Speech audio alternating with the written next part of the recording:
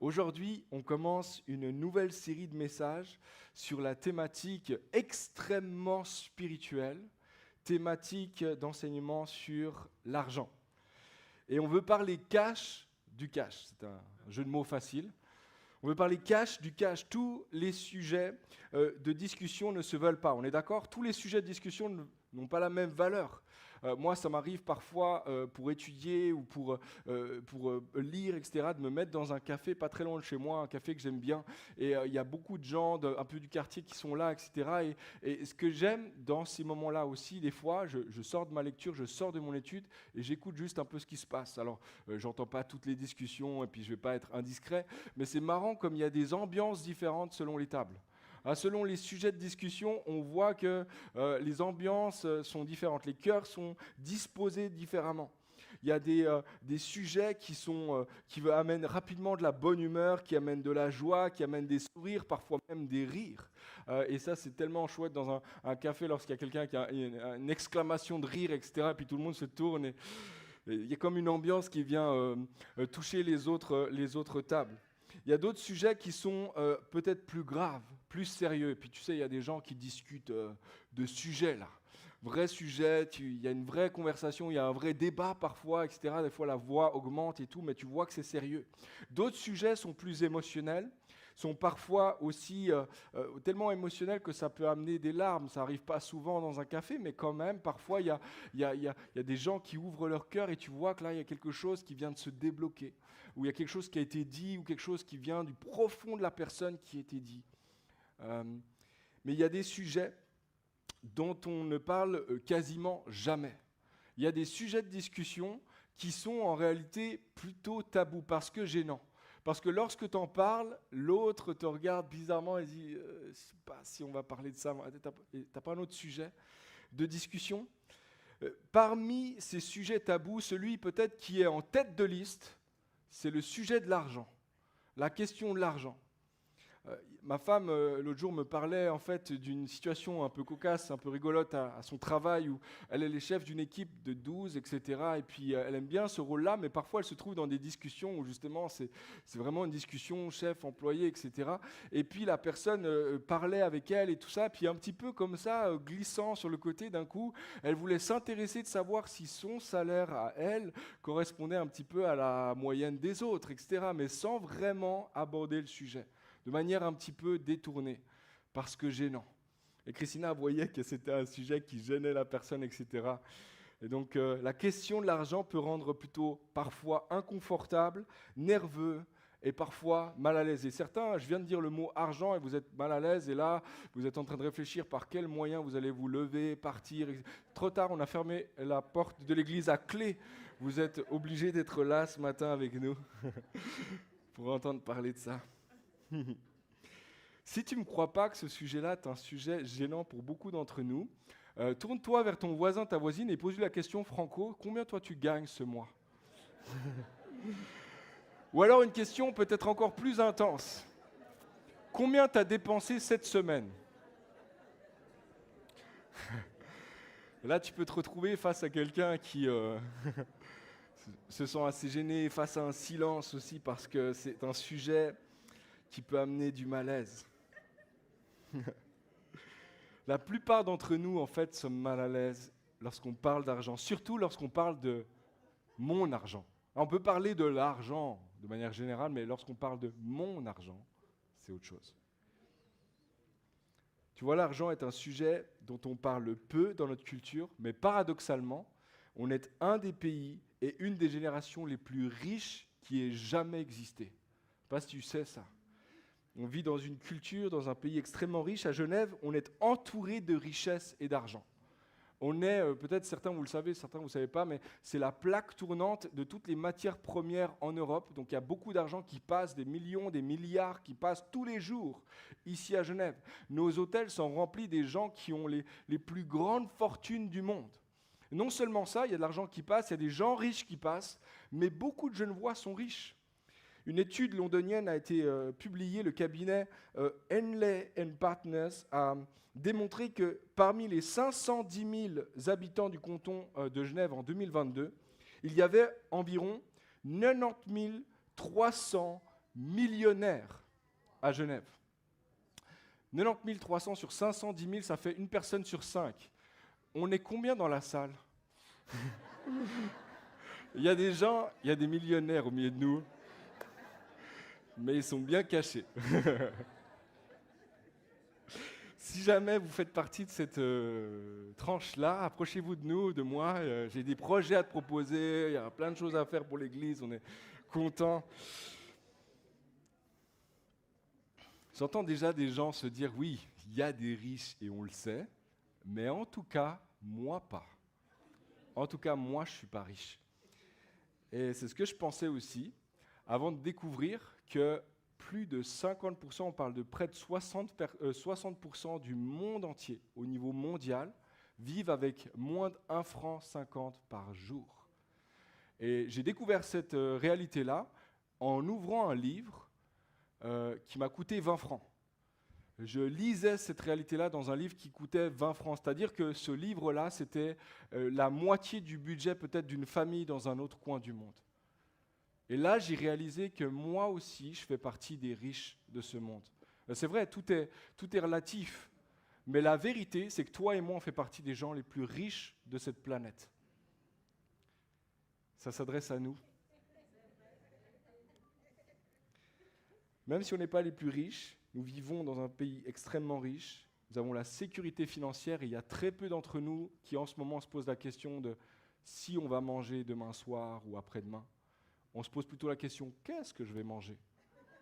Il y en a qui ne se posent même pas la question, sur le moment, ils sentent et puis ils vont suivre l'odeur et ils payent ce qu'il y a à payer. Mais il y a beaucoup de gens en fait qui ne savent pas si ils vont manger ce soir. Beaucoup de gens. Et je crois qu'on a besoin de le réaliser. Surtout nous qui sommes de ce côté-là. Si dans notre culture le sujet est gênant, tabou, parfois considéré comme un sujet privé, contrairement à nous, Jésus n'est absolument pas mal à l'aise de parler d'argent. Pas du tout. En fait, c'est un de ces sujets, incroyablement, c'est un des sujets les plus récurrents dans ses enseignements, dans les paraboles qu'il utilise, dans les exemples qu'il prend. Il prend des gens et il donne des exemples et il parle d'argent. Il y a 2 sujets dont il parle énormément, le royaume de Dieu et l'argent. Jésus parle plus d'argent qu'il parle de prière. Jésus parle plus d'argent qu'il parle de foi. Jésus parle beaucoup d'argent. Et il n'est pas mal à l'aise d'en parler, il en parle assez directement, assez explicitement. Et on veut ensemble se tourner à ce que lui, il a à dire à propos de ça. Même si ça nous rend un peu mal à l'aise, je crois qu'on veut laisser le Seigneur nous parler de ça, parce que probablement que c'est un sujet qui est important aussi pour nous, pour nos vies aussi, pour être façonnés à son image, à sa ressemblance. Jésus parlait ouvertement, il parlait sans filtre d'argent. Dans la Bible, le mot « argent » apparaît plus de 400 fois. Et il y a plus de 800 versets qui parlent explicitement des richesses. Le mot « argent » apparaît beaucoup plus souvent dans la Bible que le mot « prière » et le mot « foi » combinés. Donc le mot « argent », c'est un mot qui est là, sur le cœur de Dieu, qui est transmis, et il y a un sujet dont Jésus parle régulièrement. Si Jésus adressait souvent le sujet de l'argent, c'est parce que je crois que Jésus veut être Seigneur de tous les domaines de notre vie et de notre porte-monnaie aussi. Martin Luther, le réformateur, a dit ceci: 3 conversions sont nécessaires. La conversion du cœur, celle des pensées et celle du porte-monnaie. Richard Foster a ajouté: il se pourrait que nous, les modernes, considérions que la conversion du porte-monnaie est la plus difficile des 3 à obtenir. C'est peut-être plus difficile encore que la conversion du cœur et la conversion des pensées. Si la Bible parle beaucoup d'argent, combien sont d'accord, les amis, pour dire que nous aussi, dans l'Église, on devrait parler d'argent, n'est-ce pas? Pourtant, même dans l'Église, dans la société, mais même dans l'Église, le sujet de l'argent semble difficile à aborder. Je crois qu'il faut reconnaître d'entrée de jeu ce matin, avant d'aller plus loin dans cette série, qu'il y a des raisons pour lesquelles on parle peu d'argent, ou alors on a un malaise parfois de parler d'argent dans l'Église. Parce que parfois, il faut le dire, l'Église n'a pas été très sage dans la manière d'aborder la question de l'argent. Des fois, on a eu un enseignement qui n'était pas très équilibré sur la question. Certains segments du christianisme ont mis et mettent encore une grande emphase sur la bénédiction de Dieu dans le domaine des finances. ils disent que l'or et l'argent appartiennent à l'Éternel, que Dieu bénit son peuple par les biens matériels aussi, et que Dieu désire que nous prospérions à tous égards. Et ils ont raison. Mais je crois qu'ils, parfois de manière déséquilibrée, en mettant seulement l'emphase sur cette partie-là, en oubliant une autre partie de l'enseignement, alors il y a possibilité d'un enseignement déséquilibré. Et à l'extrême, ça a donné naissance à ce qu'on appelle aujourd'hui, sous le nom de l'évangile de la prospérité. C'est une hérésie, une déviance de l'évangile de Jésus-Christ, parce qu'il y a cette grande emphase sur les richesses, comme si Dieu, sa priorité, c'est que toi, tu ailles bien, que ta santé, que ton porte-monnaie soit bien rempli, etc., etc., etc. Si tu as la foi, alors tu auras de l'argent. D'un autre côté, certains segments du christianisme ont mis une grande emphase sur les avertissements et les dangers liés à l'argent et à la richesse, et sur le cœur de compassion de Dieu par rapport aux pauvres et à ceux qui sont marginalisés. Ils disent que l'argent est un danger pour notre vie spirituelle, que nous devons nous détacher des richesses de ce monde, et que suivre Jésus veut dire de renoncer à tout ce que nous avons, y compris l'argent. Et eux aussi, ils ont raison. Mais une fois de plus, c'est en mettant seulement l'emphase d'un côté et pas de l'autre côté, il y a comme le risque d'un déséquilibre. À l'extrême, ça a donné naissance à ce qu'on appelle parfois l'évangile de la pauvreté. Et on met une grande emphase, c'est un enseignement déséquilibré et déréglé qui est aussi une déviance de l'évangile de Jésus-Christ, avec cette grande idée-là qu'il faut que je sois très pauvre, il faut que je sois que je vive justement dans une dimension de grande humilité, dans la pauvreté extrême. C'est là et seulement là que Dieu peut me bénir. Je crois qu'il y a ici aussi un déséquilibre. Et je crois qu'il y a deux problèmes à ces deux approches-là. La première, c'est que certains de ces enseignements déséquilibrés, certains ont vécu des blessures profondes à cause de ce genre d'enseignement. Certains, peut-être d'entre nous, ont vécu des abus. Certains ont vécu des formes de pression ou des formes de culpabilité parce qu'ils avaient trop d'argent ou parce qu'ils n'avaient pas assez d'argent, selon là où vous vous êtes trouvés. Et si c'est votre cas, moi, au nom de l'Église, avec un grand E, je veux juste vous dire pardon, parce qu'en réalité, je crois qu'il y a un déséquilibre dans ce qui a été fait. Je crois qu'il n'y a absolument pas l'idée de nous mettre sous le poids d'une culpabilité ou de mettre sous le poids d'un abus ou de toutes sortes de déséquilibres comme ça. Je crois que le Seigneur peut restaurer et veut restaurer aussi notre vision à propos de l'argent et des richesses.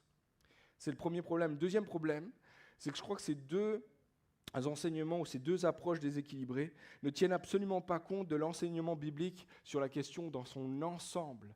Et c'est pour ça que ça provoque un déséquilibre. Les uns vont mettre l'accent sur, par exemple, Agé 2.8, ils vont dire « L'argent m'appartient, l'or m'appartient, déclare l'Éternel, le maître de l'univers. » Alors que les autres vont mettre l'accent peut-être sur 1 Timothée 6.10, « L'amour de l'argent est en effet la racine de tous les maux. » Certains vont mettre l'accent peut-être sur Abraham en disant « Vous voyez, un homme béni est un homme qui est riche, qui a reçu les bénédictions de Dieu par les biens qu'il a. » Et d'autres vont mettre l'accent peut-être sur la veuve que Jésus voit alors qu'elle donne son offrande. Elle ne donne pas grand-chose, mais elle donne ce qu'elle a, ce dont elle avait besoin, elle. Il y a un sacrifice qu'elle a, et Jésus met cette emphase, voit cette femme-là. Et certains vont mettre l'emphase seulement sur ça. Mais je crois encore une fois que le plus grand dégât dans ce domaine de l'argent, c'est le manque d'équilibre dans l'enseignement. Et dans cette série de messages, on veut vraiment parler de l'argent avec l'idée de faire vraiment ce travail-là d'équilibre, de regarder à tout ce que la parole dit dans son ensemble sur la question de l'argent. Et pour tenir compte en fait de tous les aspects positifs et à la fois tous les aspects négatifs de l'enseignement des Écritures sur la question de l'argent. Et toute la série est basée sur ces deux versets-là, et vous allez voir un peu l'équilibre déjà à cet endroit-là. Luc 16, verset 13, « Vous ne pouvez servir Dieu et l'argent », aspect négatif. Et le verset du Proverbe 3, verset 9, « Honore l'Éternel avec tes biens et avec les premiers de tous tes produits. » Si on laisse le verset juste là affiché, le mot argent ici, c'est les biens, les richesses. Et le verset d'après dit, tu peux pas avoir Dieu, tu peux pas servir Dieu et l'argent, les biens, les richesses. Par contre, tu peux honorer Dieu avec tes biens et tes richesses. Vous voyez l'idée ? C'est qu'à la fois, il y a une dimension négative. Ne sois pas serviteur de l'argent, mais utilise l'argent pour honorer, servir Dieu. D'où le titre de notre série « Cache, bon serviteur, mauvais maître ». Bon serviteur, mauvais maître. L'argent, c'est un bon serviteur. Il peut servir la cause de Dieu, le bien des autres aussi, mais c'est un très mauvais maître.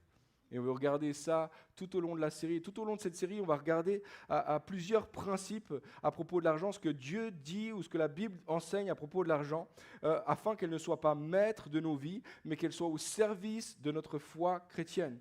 Dans cette série, on va parler de plusieurs principes très importants, de la bonne intendance, le principe de la bonne intendance. On va parler aussi du principe de la foi qui se cache derrière l'idée de la dîme. On va parler notamment aussi du principe de la simplicité, du principe de la générosité, tous des principes bibliques que Jésus lui-même a enseignés à ses disciples. Une série, je crois, qui va être riche, sans mauvais jeu de mots. Une série qui va être, pour chacun d'entre nous, si tu as un porte-monnaie, c'est pour toi cette série.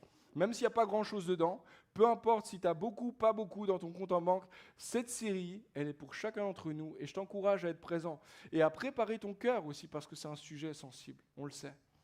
Et on veut simplement se tourner vers Dieu pour dire, Seigneur, on a besoin d'apprendre. Oui, à te servir toi, à ne pas servir l'argent, mais à utiliser l'argent pour ta gloire et t'honorer toi. Et ma prière pour cette série de messages, c'est que Dieu nous sonde par son esprit. Qu'il nous donne de comprendre les enjeux qui se cachent derrière l'argent. Qu'il nous montre comment vivre libre de toute emprise de l'argent sur notre cœur. Je prie aussi qu'il fasse de nous un peuple libre pour pouvoir bénir avec ce qu'il met entre nos mains. Qu'il fasse de nous un peuple qui démontre sa générosité et son cœur pour ceux et celles qui n'ont pas grand-chose. Qu'il fasse de nous un peuple qui savent prendre soin, qui est un bon témoignage aussi dans la ville auprès de ceux et celles qui justement souffrent de toute forme de pauvreté.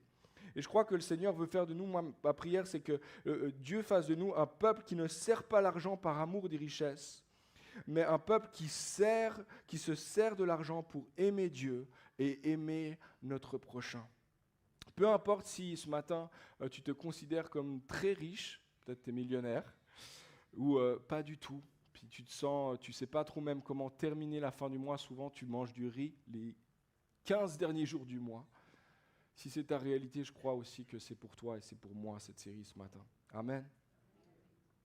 Et ce matin, on va tourner ensemble à chapitre 6 de Matthieu, au milieu du sermon sur la montagne, où Jésus donne un enseignement extrêmement explicite, très direct à propos de l'enjeu réel qui se cache derrière l'argent. Et on va mettre vraiment la fondation sur quel est l'enjeu derrière l'argent. Matthieu 6, verset 19 et suivant. Ne vous amassez pas des trésors sur la terre où les mites et la rouille détruisent et où les voleurs percent les murs pour voler. Mais amassez-vous des trésors dans le ciel où les mites et la rouille ne détruisent pas et où les voleurs ne peuvent percer les murs ni voler. En effet, là où est ton trésor, là aussi sera ton cœur. L'œil est la lampe du corps. Si ton œil est en bon état, tout ton corps sera éclairé. Mais si ton œil est en mauvais état, tout ton corps sera dans les ténèbres. Si donc la lumière qui est en toi est ténèbres, combien ces ténèbres seront grandes? Verset 24, personne ne peut servir deux maîtres, car ou il détestera le premier et aimera le second, ou il s'attachera au premier et méprisera le second. Vous ne pouvez pas servir Dieu et Mammon. Amen.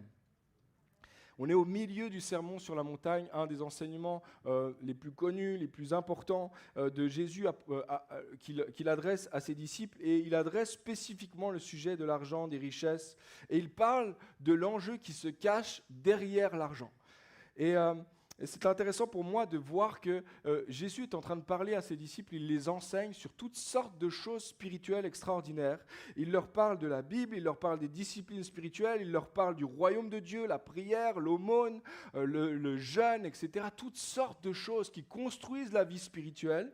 Et tout d'un coup, au milieu du sermon, au milieu de son message, il tourne le sujet. On dirait qu'il vient sur des choses. Mais Jésus, c'est pas du tout spirituel. Pourquoi tu nous parles de notre porte-monnaie? Maintenant qu'on parlait de choses importantes, maintenant qu'on parlait de prière, maintenant qu'on parlait de jeûne, maintenant qu'on parlait du royaume, pourquoi tu viens sur ce sujet-là? Moi, c'est comme ça que j'imagine les disciples. D'un coup, il y a un changement D'un coup, il y a un thème différent qui entre, alors qu'eux, ils pourraient se dire, mais parle-nous de foi, parle-nous de guérison, parle-nous de comment libérer les captifs, etc. Ça, c'est des choses du royaume, mais pourquoi tu nous parles de notre porte-monnaie? Et en plus, mon porte-monnaie, c'est quand même mon porte-monnaie. C'est ma vie privée, c'est ma vie à moi, c'est personnel. Richard Foster a écrit ceci. On pense souvent que l'attitude du chrétien vis-à-vis de la richesse et des biens matériels est une affaire personnelle. On se dit que l'enseignement de la Bible dans ce domaine est strictement une affaire d'interprétation. Aucune lecture sérieuse de la Bible ne pourrait justifier une telle opinion. Ce n'est pas du tout un sujet personnel. Et Jésus en fait un sujet hautement spirituel. Et dit, il y a un enjeu pour chacun d'entre nous. Et comme à son habitude, Jésus ne tourne absolument pas autour du pot. Il va directement là où ça pique, là où ça fait bizarre. Et il va droit au but. Et Jésus adresse très frontalement l'idée très répandue que l'argent est neutre, qu'il est dépersonnalisé, qu'il n'est qu'un moyen d'échange et que nous devons simplement tous apprendre à finalement gérer les ressources que Dieu nous a données. Et vous savez quoi? Cette série n'est absolument pas à propos de quelques principes de comment est-ce que tu vas bien gérer l'argent que Dieu met entre tes mains. On va en parler, oui, mais on croit qu'il y a un enjeu qui est bien plus spirituel que simplement la bonne gestion et la bonne administration de ce que Dieu met entre tes mains. Je crois que pour beaucoup d'entre nous, cette idée-là, elle est répandue. On croit simplement que voilà, Dieu m'a donné de l'argent, j'ai qu'à gérer, etc. Mais sans réaliser qu'il y a un enjeu qui est spirituel derrière l'argent. En fait, les disciples ont compris ce jour-là que si Jésus adressait le sujet de l'argent, c'est parce que l'enjeu autour de la question de l'argent est bien plus grand qu'ils s'imaginaient. Ils ont compris que l'argent est le concurrent direct de Dieu pour ton cœur, pour ton attention et pour ton allégeance. Dans le passage parallèle de Luc, Jésus termine en disant « Vous ne pouvez servir Dieu et l'argent ». Mais dans le passage que nous avons lu, Matthieu utilise, ou Jésus utilise le mot, où il dit le nom mammon. Il dit « Vous ne pouvez pas servir Dieu et mammon ». Mammon, c'est un mot araméen qui parle de l'argent, qui parle des richesses. C'est une dimension, on parle d'argent, on parle de richesse, mais c'est une réalité spirituelle ou personnelle. Il y a comme une figure sur l'argent. C'est comme une personne qui incarne la richesse ou qui incarne la question de l'argent. Et c'est une divinité qui est susceptible d'être vénérée et adorée. C'est d'ailleurs la seule et unique fois où Jésus va adresser frontalement le nom d'une autre idole ou d'un autre Dieu. Et là, il l'adresse, il dit, vous ne pouvez pas servir de Dieu, vous ne pouvez pas servir de maître. Il y a soit Dieu, soit mammon. Et il y a un enjeu ici. Richard Foster, une fois de plus, a écrit « L'argent possède de nombreuses caractéristiques d'une divinité. Il nous donne la sécurité, peut provoquer un sentiment de culpabilité, donne la liberté et le pouvoir. Il semble omniprésent, mais le plus triste, c'est qu'il aspire à la toute-puissance. » Et j'ajoute, il aspire à ton cœur. Il aspire à ton attention. Il aspire à ton allégeance. Toi, Jésus parle de l'argent et il dit « L'argent n'est pas spirituellement neutre. » Ce n'est pas juste un petit bout de papier avec un chiffre écrit dessus et puis pas seulement. Derrière ça, il y a un enjeu spirituel. Et ici, Jésus utilise 3 images pour parler de la compétition ou de la guerre qui est livrée entre l'argent et Dieu. Et dans le premier temps, il utilise l'image d'un coffre, d'un trésor, un endroit où on dépose l'argent. Il dit, il y a 2 comptes. Il y a un compte sur la terre et il y a un compte dans le ciel. Il ne faut pas que tu mettes tout ton argent dans le compte dans la terre. N'utilise surtout pas le coffre sur la terre. N'amassez pas des trésors. Ne mettez pas l'argent sur les trésors terrestres. Pourquoi? Parce qu'en fait, c'est volatile. Parce que tôt ou tard, ça va disparaître, parce que ça va s'effriter, parce que ça va rouiller, parce que quelqu'un va le voler. Ça va disparaître. Mais si tu amasses des richesses dans le ciel, ces richesses-là vont demeurer. Elles vont demeurer éternellement. Et au travers de cette série, on va parler de comment amasser des richesses dans le ciel. On va en parler plus précisément dans les prochains messages. Mais dans un premier temps, ici, il faut qu'on saisisse que la raison, que derrière tout ça, il y a un enjeu, c'est ton cœur. Et il dit, verset 21, en effet, là où est ton trésor, là aussi est ton cœur. D'une certaine façon, ton cœur va suivre ton argent. Ton cœur va suivre ton trésor. Ton cœur va suivre là où tu mets ce qui a de l'importance pour toi. Ton cœur va toujours suivre ton trésor. Et il ne peut pas être séparé de ce que tu valorises le plus. Si tu mets tes richesses sur la terre, alors ton cœur va suivre ces choses-là. Il va subir le même destin que ces choses-là également. Mike Breen a écrit « La façon dont nous dépensons nos ressources montre ce à quoi nous dévouons nos vies. La façon dont tu utilises ton argent montre où est ton cœur. » Et ça, c'est une question qu'on doit se poser, les amis, et on ne va peut-être pas le dire là tout de suite à haute voix devant les uns, les autres, etc. Mais quand même, pose-toi la question, où est-ce que la majorité de mon argent est dépensée? Parce que là où va ton argent, là va ton cœur. Ton cœur va toujours suivre ton trésor. Mais également, ton cœur ne peut être à deux endroits à la fois. Et d'une certaine façon, c'est ça que Jésus dit. Il dit, ton cœur ne peut pas être partagé entre les choses du ciel et les choses de la terre. Ton cœur ne peut pas être à deux endroits à la fois. Il doit forcément être à un endroit ou à un autre. Ton vrai trésor, tes richesses sont éphémères, elles sont volatiles, mais si ton cœur si ton cœur est sur les choses terrestres, alors ton cœur va finalement vivre l'anxiété, l'inquiétude et l'agitation. Et peut-être plusieurs, vous vivez ça en lien avec l'argent. C'est une vraie question. Là. Ça vous réveille la nuit, vous ne savez pas comment vous allez gérer, etc. Et je crois que là, il y a une question, il y a quelque chose à venir devant le Seigneur aussi pour amener une paix, pour retrouver une paix, une joie aussi, même en lien avec ça. Et à ce propos, C.S. Lewis écrit un excellent conseil quand il dit « Ne laissez pas votre bonheur dépendre de quoi que ce soit que vous pouvez perdre. Si je perds ce billet, est-ce que mon bonheur va le suivre? Est-ce que mon cœur va le suivre? Ne laissez pas votre bonheur dépendre de ça. » L'argent n'est pas neutre et ton cœur ne doit pas s'y attacher. Mais dans un deuxième temps, Jésus utilise une autre image et il dit que les yeux sont...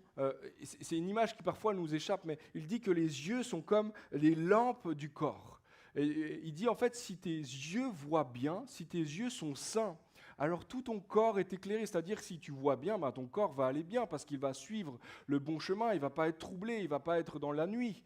Et il dit, mais par contre, si tes yeux sont malsains, si tes yeux ne sont pas fixes, si tes yeux regardent à deux endroits en même temps, alors ton corps est dans la confusion, alors tu es dans les ténèbres, tu ne sais pas comment avancer. Non seulement Mammon cherche ton cœur, il désire ton cœur, mais il désire aussi ton attention, que tes yeux se portent sur lui. Et c'est impossible de porter tes yeux à la fois sur l'argent et à la fois sur Dieu. Impossible. Mais Mammon cherche ton attention, il cherche à avoir tes pensées, à avoir ton cœur, à avoir ce qui fait l'objet de tes pensées au quotidien. Il ne faut pas que ton attention soit à la fois sur l'argent et à la fois sur Dieu. Ton attention ne peut pas être qu'à un seul endroit. Et je ne sais pas si vous vous rappelez de la parabole du semeur avec les terrains, etc. On en a parlé quand même récemment, etc. Mais ces 4 terrains, il y avait le bon terrain dans lequel la semence de la parole va produire du bon fruit. Et il y a 3 autres terrains.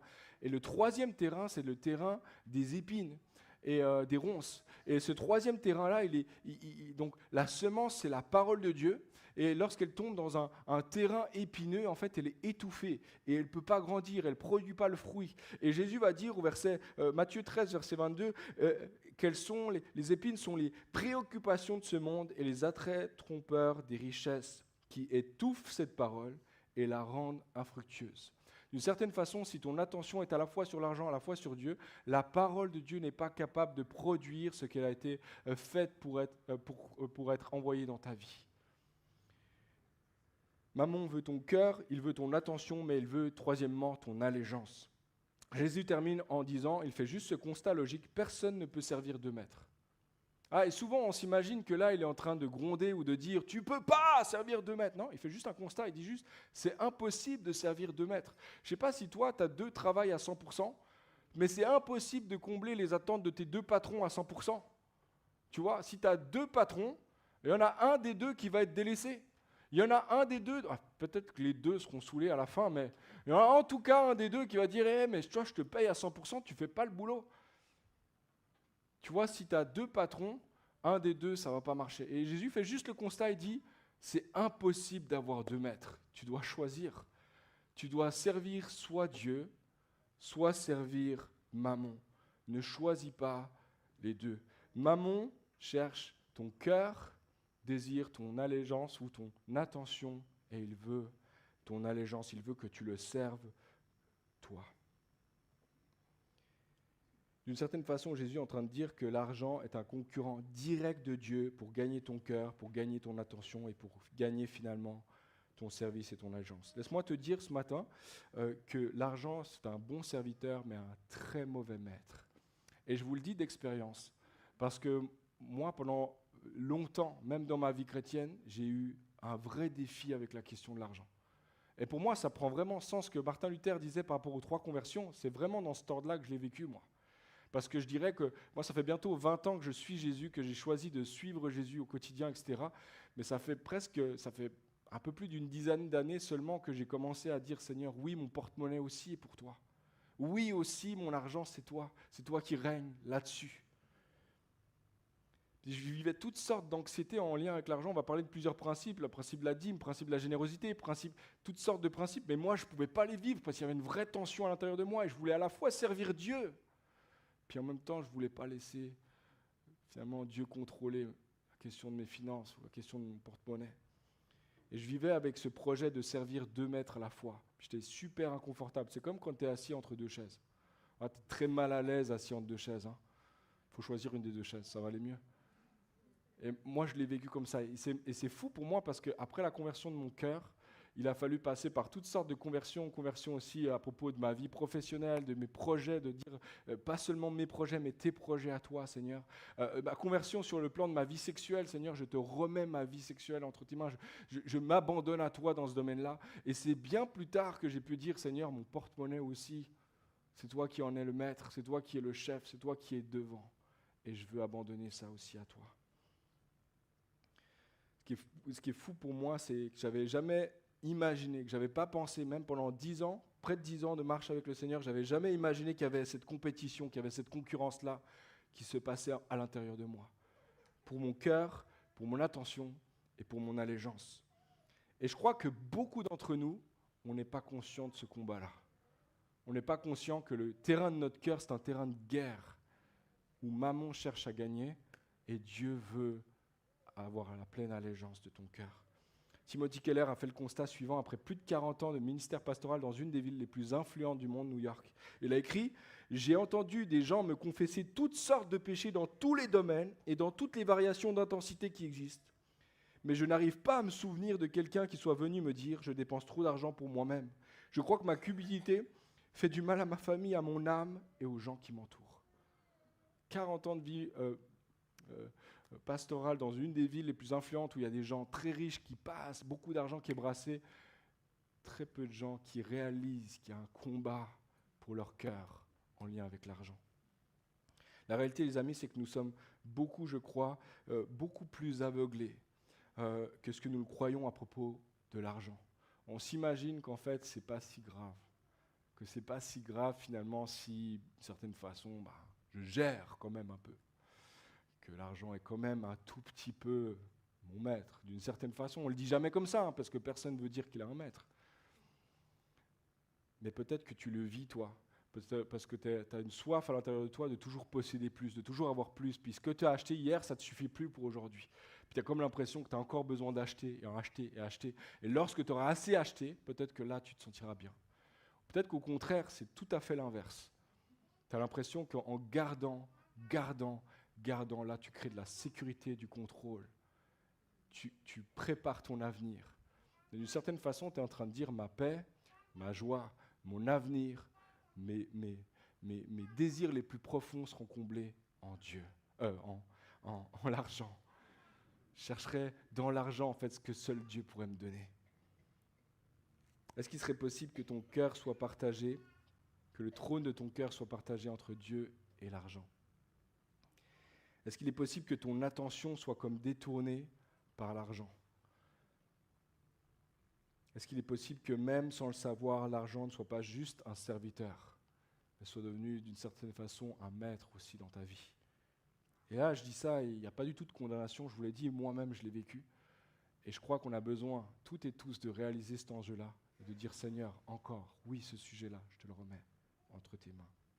Dans l'évangile de Luc, Jésus rencontre un jeune homme riche. Plusieurs connaissent très bien cette histoire. Cet homme-là était un religieux, un homme qui avait une grande influence aussi dans le milieu de la religion, etc. Et puis, mais il était riche, il avait beaucoup d'argent. Et c'était un homme qui cherchait vraiment à plaire à Dieu et qui voulait servir Dieu et qui voulait avoir la vie éternelle. Et il vient vers Jésus et dit, Maître, bon maître, comment est-ce que je pourrais avoir la vie éternelle ? Et Jésus va lui dire, mais il te suffit d'obéir à toute la loi. Alors il lui parle de sa relation avec ses parents. Tu as honoré tes parents? Oui, ça je l'ai fait. Est-ce que tu as commis des vols? Non, ça je n'ai jamais fait. Est-ce que tu as commis l'adultère? Non, ça surtout pas. Alors, tu vois, j'ai accompli toute la loi. Depuis ma jeunesse, depuis le début, je m'efforce de tenir dans la droiture. Et cet homme-là se retrouve devant un Jésus qui le voit, qui le regarde et qui lui dit la chose suivante, verset 22. Après avoir entendu cela, Jésus lui dit, il te manque encore une chose. Vends tout ce que tu as, distribue-le aux pauvres et tu auras un trésor dans le ciel. De nouveau, trésor dans le ciel. Puis viens et suis-moi. Lorsqu'il a entendu ces paroles, l'homme devint tout triste car il était très riche. C'était sûrement un millionnaire.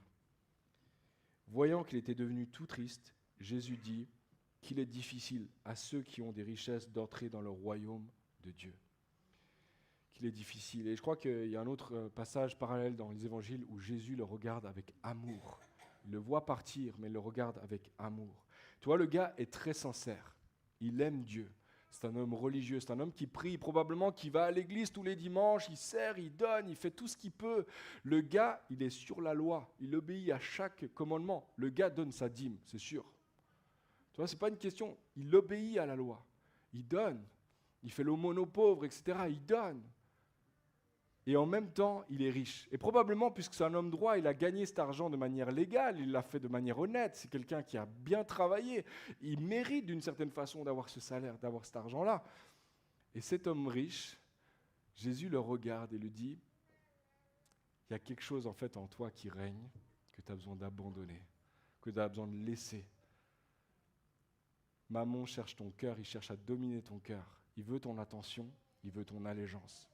Mais si tu veux prêter allégeance à Jésus-Christ, alors d'une certaine façon, tu es obligé de détrôner Mammon de ton cœur. Et Jésus le regarde et dit, il te manque une chose, laisse partir Mammon. Laisse partir cette question-là et suis-moi. Tu vois, pour moi, ce qui est frappant, c'est que cet homme-là a appelé Jésus bon maître. Mais en réalité, Jésus a vu que le véritable maître de son cœur, ce n'était pas Jésus, c'était Mammon. Et il confronte celui qui est assis sur le trône de sa vie. Le gars aime Dieu, il avait de l'argent, il cherchait à honorer Dieu avec son argent, mais en fait, d'une certaine façon, ses richesses étaient devenues un piège pour lui. Je ne sais pas si vous avez eu un doudou quand vous étiez petit, un doudou, un petit objet comme ça que vous ameniez partout avec vous, que vous ne pouviez pas lâcher. Mes filles en ont chacun un, etc. Puis on prépare un voyage et il fallait absolument que le doudou soit dans la valise, etc. Donc, on l'a cherché, on a remué ciel et terre pour retrouver le doudou. Le doudou n'a pas de valeur, hein, il ne vaut pas grand-chose, il sent bizarre, il est tout cassé et tout, mais il a grande valeur à mes filles, donc on l'a cherché, etc. Moi, quand j'étais petit, je n'avais pas un doudou, j'avais une vis en plastique, je sais, je suis bizarre. J'avais une vis en plastique que je me roulais sur le visage comme ça avant de m'endormir. Voilà. Et je me rappelle que mes parents m'ont dit plus tard qu'ils avaient une artillerie de vis en plastique, toutes les mêmes dans un tiroir, parce que si je perdais la vis, c'était une catastrophe. Alors si je perdais la vis, eux, ils faisaient semblant qu'on ne l'avait pas perdue. Non, on ne l'a pas perdue, je crois qu'elle est dans un tiroir. Et puis ils la retrouvaient, etc. Tu vois, des fois, on donne de l'importance à des choses qui n'ont pas tellement de valeur, qui ne sont pas si importantes que ça. Et à un moment donné, mes parents ont dû m'enlever la vis. Ils ont dit, tu sais, c'est juste une vis en plastique, là. Laisse pas ton bonheur dépendre de ce truc-là. Lâche-le. Et d'une certaine façon, ce que Jésus fait avec cet homme riche-là, c'est ça. Donne-moi ta vis en plastique. Donne-moi ce truc-là qui tient ton cœur. Dont ton attention, tes yeux sont là-dessus. Ton allégeance est pour cet argent-là. Dallas Willard a écrit ceci, nous révélons ce que sont nos trésors parce que nous tentons de protéger, de mettre à l'abri et de conserver. Nous ne pouvons nous empêcher de servir nos trésors. Pour eux, nous peinons tout le jour et sur eux, nous cogitons toute la nuit. Ils monopolisent même nos rêves. C'est quoi l'objet de tes rêves? C'est quoi l'objet de ton travail? Est-ce que c'est Dieu? Est-ce que c'est ton allégeance à Dieu? Ou est-ce que tu es en train de te créer un petit butin de sécurité pour si jamais il y a une crise qui s'en vient, etc. Je mets de l'argent de côté. Le jeune homme avait appelé bon maître, mais Jésus savait que son véritable maître, c'était Mammon. J'aimerais te poser la question ce matin, est-ce que Dieu est le véritable maître de ton cœur ou est-ce que c'est autre chose qui règne? Si c'est ton porte-monnaie, si c'est l'argent, alors ce matin, la question se pose à toi aussi. Mets de côté, abandonne ce Dieu-là. Je ne suis pas en train de te dire, vends tout ce que tu as et donne-le aux pauvres et suis-moi. Je suis juste en train de te dire, laisse Mammon de côté et commence à suivre Jésus. Prêter allégeance pleinement à Jésus et Jésus seul. Quelques versets plus loin, on était dans le chapitre 18. Chapitre 19, on tourne la page et Jésus rencontre un autre homme riche. Un petit gars qui s'appelle Zachée et qui, lui, était riche, mais pas pour les mêmes raisons. Lui, c'était un malhonnête. Lui, il avait gagné de l'argent sur le dos des autres. Il avait volé. En fait, on l'appelle le chef des collecteurs d'impôts. Et même si, déjà dans notre culture, on a de la peine parfois avec ceux qui travaillent dans les impôts, désolé s'il y a des gens qui travaillent dans les impôts, mais des fois on a de la peine, il faut le dire. Eh bien eux, les Juifs à l'époque, et Jésus et les disciples détestaient, Jésus pas, mais les Juifs détestaient les collecteurs d'impôts. Pourquoi? Parce que ces gens-là travaillaient, c'était des Juifs qui travaillaient à la solde de Rome. C'était des Juifs qui travaillaient à récupérer l'impôt des Juifs pour les donner aux Romains. Et non seulement ça, mais les Romains leur avaient donné la possibilité d'augmenter le pourcentage des impôts selon la tête du client. Tu vois, comme ça, ils peuvent mettre aussi un petit peu d'argent de côté, etc. Donc, les collecteurs d'impôts faisaient ça, mais lui, ce n'est pas un collecteur d'impôts. Lui, c'est le chef des collecteurs d'impôts. C'est lui qui briefe les gars pour récolter l'argent. Donc le pourcentage cette semaine, il est à un taux de 3,7, on augmente un petit peu quand même les impôts, etc. Tu vois, c'est lui qui détermine combien est-ce qu'on va voler aux autres. Et lui, il était devenu riche de la mauvaise façon. Et je peux te dire que lui, il n'était pas tous les samedis à la synagogue. Et il donnait sûrement pas sa dîme, le monsieur. Mais il y a un moment où Jésus va le voir, il le voit sur un arbre, il dit « Zachée, il faut que j'aille manger chez toi, il faut que je vienne chez toi », il s'invite. Et fais une fête, je vais venir chez toi. Et Zachée est profondément touché parce que Jésus, on n'a rien à faire de ce que les gens ont à dire du fait que Jésus mange avec un collecteur d'impôts. Et Jésus vient dans la maison de Zachée. Et Zachée, pendant le repas, à un moment donné, il se lève, verset 8, « Seigneur, je donne aux pauvres la moitié de mes biens. Et si j'ai causé du tort à quelqu'un, je lui rends le quadruple. » Seigneur, il y avait Mammon à un moment donné sur mon cœur, mais maintenant j'abandonne Mammon. Maintenant c'est toi qui vas régner.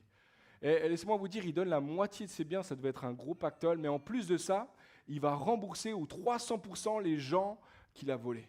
Ah, si je t'ai pris 100 francs, je vais te redonner 500.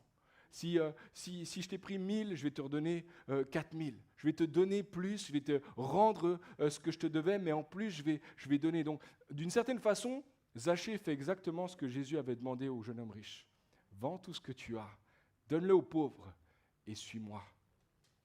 Et à ce moment-là, Jésus le regarde et dit, Zachée, le salut est entré dans ta maison. Le salut est entré dans ton cœur. Parce qu'en fait, tu as fait de la place. Ce qui régnait sur ton cœur maintenant n'est plus le maître de ta vie.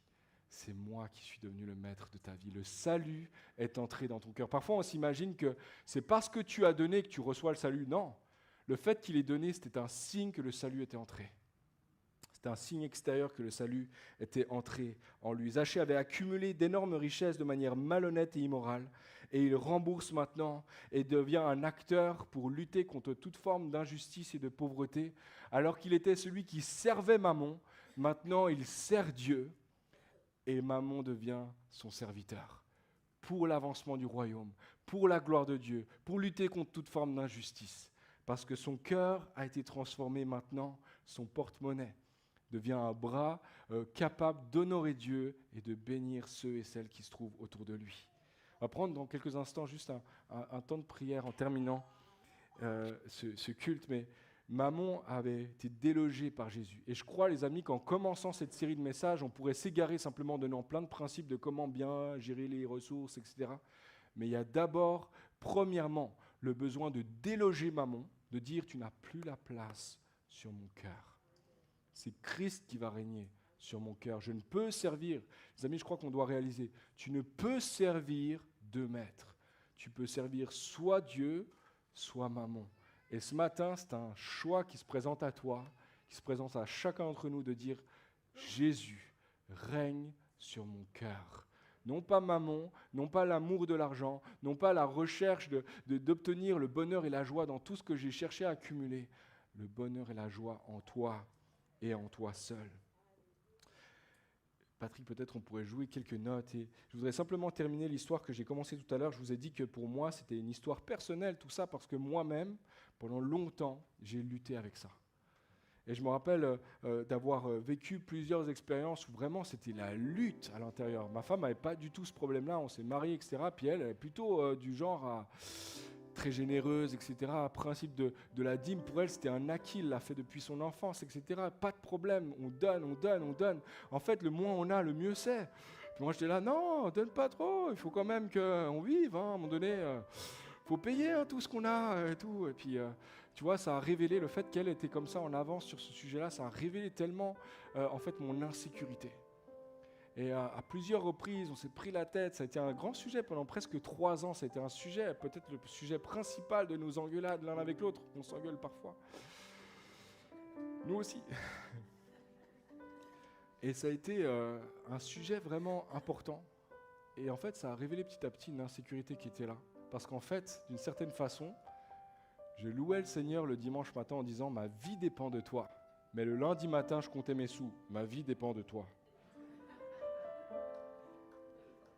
Je ne le faisais pas littéralement comme ça, mais c'est exactement ce qui se passait.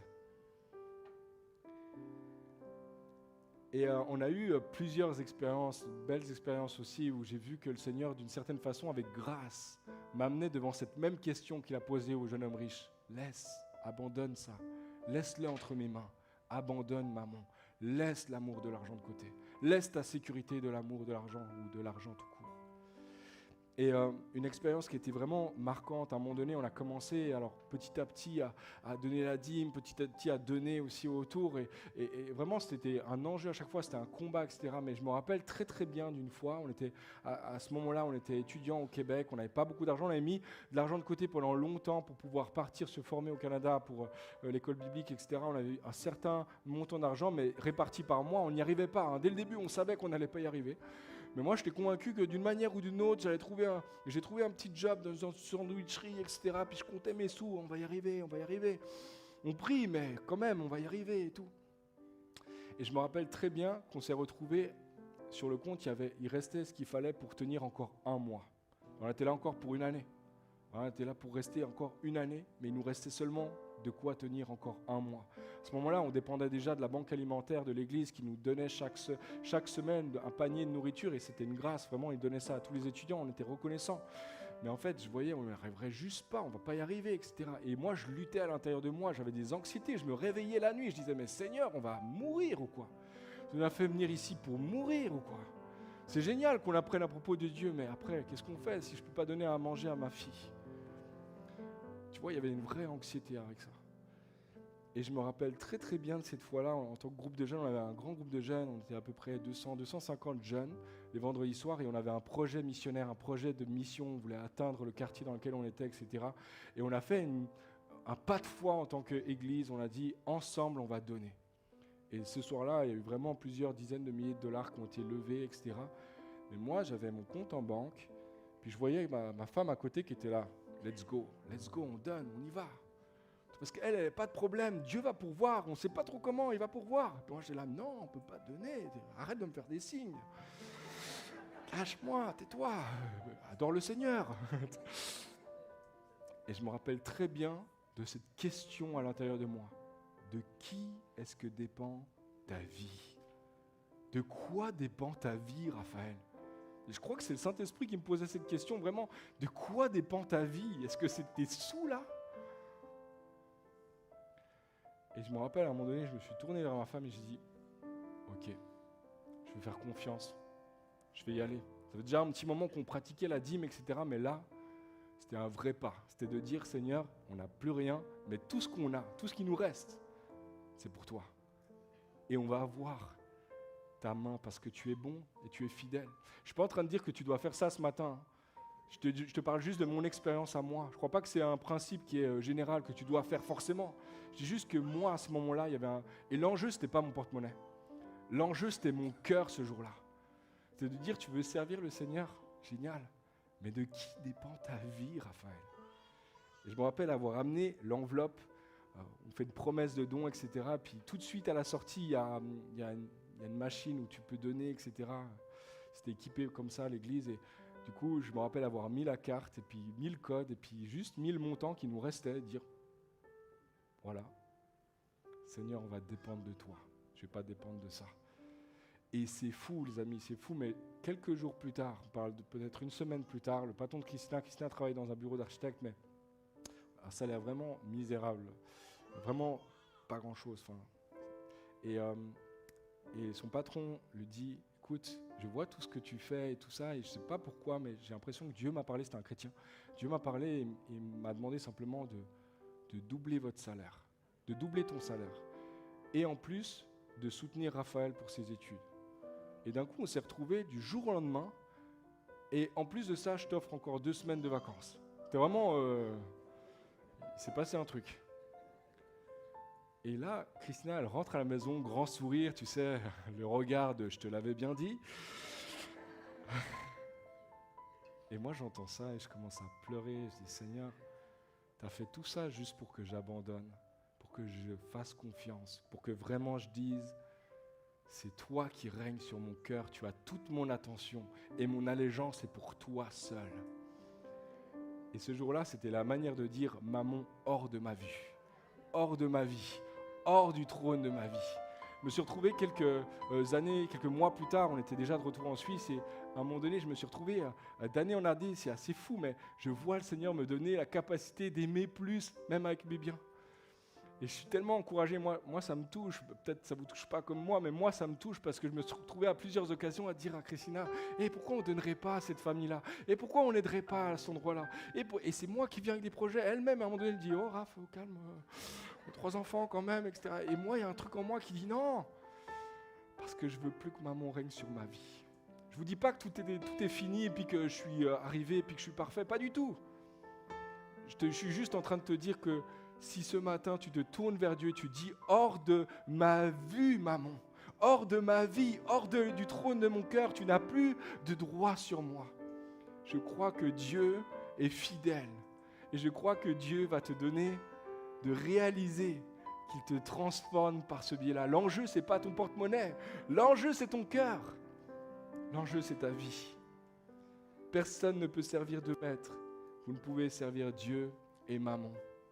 Est-ce qu'on peut se lever ce matin à nos places et simplement se tourner vers Dieu et dire « Seigneur, j'ai besoin de toi aussi dans ce domaine-là. » Parce que l'argent s'agrippe tellement facilement à mon cœur. Merci Jésus-Christ pour ta parole. Merci parce que toi, tu n'as pas peur d'adresser les vraies choses.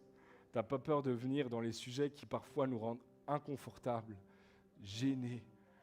Merci Seigneur parce que tu viens et tu viens donner une vie nouvelle, une liberté. Tu viens, Seigneur, donner la liberté à celui qui est captif de la richesse ou de l'amour de la richesse. Merci, Jésus-Christ, de pouvoir là aussi s'en remettre à toi. Seigneur, à titre personnel et chacun d'entre nous devant toi, Seigneur, nous venons t'apporter nos cœurs, t'apporter nos vies, te dire, Seigneur, le trône de mon cœur, il est pour toi et toi seul. Mon attention, elle est sur toi et sur toi seul, Seigneur. Mon allégeance, c'est devant toi. Je plierai le genou que devant toi. Parce que tu es un bon maître. L'argent peut devenir un bon serviteur pour ta gloire, pour t'honorer. Seigneur, l'œuvre que tu as faite dans le cœur de Zachée, moi je prie que dans les jours et les semaines qui viennent, tu viennes le faire dans chacun de nos cœurs. Et tu nous donnes la joie, Seigneur, de te ressembler aussi dans ce domaine-là. Pour ta gloire seule, que l'évangile, que la bonne nouvelle de Jésus me suffit, soit vrai aussi dans ce domaine-là, dans chacune de nos vies. Au nom de Jésus-Christ, si tu le crois, si tu le veux pour ta vie, tu dis juste un grand Amen et Amen. Et est-ce qu'on peut applaudir le Seigneur ce matin? Alléluia. Merci Jésus.